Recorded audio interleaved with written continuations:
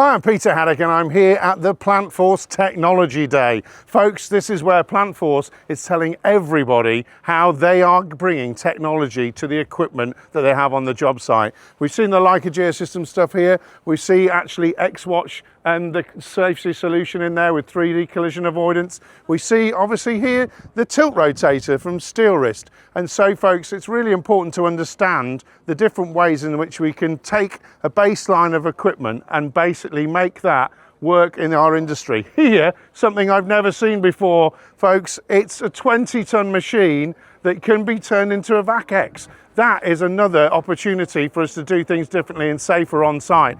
When you crush on site as well, folks, there are less movements of the material on site. Now, folks, we've also heard today about a really exciting new project with ULEMCo and BAM that takes us to the hydrogen next level with the Rokbak conversion. This is the system that is going to be used here inside there.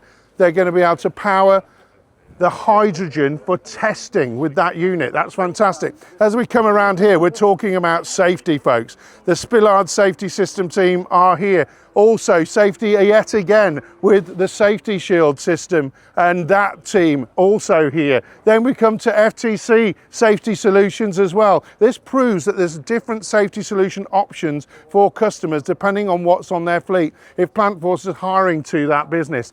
Fleet CMD, that is a new system which allows people to look at their fleet and its utilization. Again, giving us the data we need to actually make those decisions on site and see what the productivity is going on.